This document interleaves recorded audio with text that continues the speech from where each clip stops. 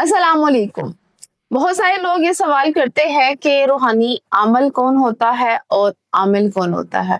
अमलियात किसको सीखने चाहिए और रूहानियत किसको सीखनी चाहिए? सबसे पहले तो आपको इसका एक कॉन्सेप्ट होता है जो वो क्लियर होना चाहिए कि आप अगर रूहानियत पे चल रहे हैं, अमलियात पे चल रहे हैं तो ये होते क्या हैं? लोग कहते हैं कि जो लोग जादू जिन्नात का इलाज करते हैं वही आमिल होते हैं। लेकिन अगर देखा जाए, अगर कोई दम करके अगर किसी को ठीक कर रहा है, उसके लिए पढ़ाइयाँ कर रहा है, वज़ीफ़े कर रहा है, कोई अमलियात कर रहा है, तो वो आमिल है। ये प्रैक्टिसेस तो हर इंसान अपने घर में वैसे भी करता है। क्या हम रोज़ घर में पानी दम करके नहीं पीते? क्या हम अगरबत्तियाँ नहीं जलाते? क्या हम अपने कामों के लिए पढ़ाइयाँ नहीं कर रहे होते? हर इंसान जो है अपने घर में इस चीज़ की प्रैक्टिस कर रहा होता है। तो क्या सारे इंसान आमिल होते हैं?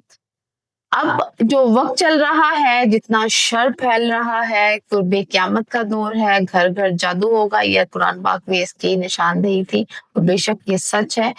हर घर में जादू का मतलब है कि नज़रें बद है, हासदीन है, तो ये चीज़ तो बहुत आम हो चुकी हुई है और वही हमारे जिस्म में बदतरीन बीमारियाँ पैदा करती है। क्या अल्लाह ताला ने क्या फरमाया हुआ है कि 70% जो अमवात हैं, वो जो है नागाहानी जितनी भी होती हैं, उसकी रीज़न क्या होती है? सडन डेथ्स इनकी रीज़न क्या होती है?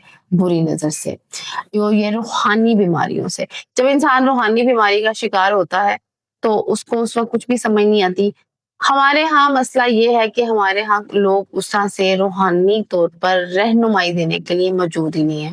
उनको नहीं पता चलता कि उन्हें घर में कौन-सा वज़ीफ़ा पढ़ना चाहिए, उनको कौन-सा घर में अमल करना चाहिए। अमल में आपके नवाफ़िल भी आ जाते हैं, अमल में आपके सदक़ात भी आ जाते हैं। आप इबादत को अलग कर देते हैं, फिर अमलियात को अलग कर देते हैं। जो भी आप अपने मकासद के लिए, अपने कामों के लिए पढ़ाइयाँ करते हैं, वज़ीफ़े करते हैं, कुरान से कोई रेमेडी लेते हैं, तो उसका सिंपल सा जो मतलब होता है वो यही होता है कि आप एक अमल कर रहे हैं। जब आप दुआ माँगते हैं, अल्लाह से कुछ माँगते हैं, उससे पहले हम नमाज़ पढ़ते हैं। इसका मतलब है कि आपने एक अमल किया, उसके बाद आपने जो उसकी एनर्जी उसको दे दी। तो फिर हम कैसे कह सकते हैं कि जो लोग जादू जिन्नात का इलाज कर रहे हैं वही आमिल होते हैं। हम खुद भी घर में ये एक अमलियात को अडॉप्ट करके रखते हैं। यहाँ ज़रूरत है आपको रहनुमाई की। अगर आप ये प्रैक्टिस घर में करते हैं और मैं समझती हूँ कि हर इंसान को अमलियात सीखने की ज़रूरत है। रूहानियत सीखना हर इंसान का हक है।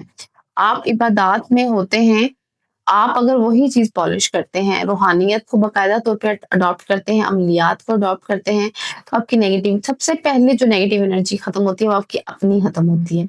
उसके बाद आप इस काबिल होते हैं कि अपनी फैमिली को उस चीज़ से निकालते हैं। अगर अल्लाह ताला आपको तौफ़ीक दे, ये चीज़ अता कर रहा है, आपको ये एनर्जी दे रहे हैं, तो इसका मतलब है कि आप इंसानियत की खिदमत के लिए भी इस एनर्जी को इस्तेमाल करते हैं। हमारे पास बहुत सारे लोग आते हैं जो ये सीखने की ख़्वाहिश रखते हैं, वो जो सफ़र कर चुके होते हैं, वो ये चाहते भी हैं कि उनको इस चीज़ से निकालने के बाद वो ये एक ज़िम्मेदारी भी लें कि दूसरे लोगों को भी इस नेगेटिव एनर्जी से निकलने में मदद करें।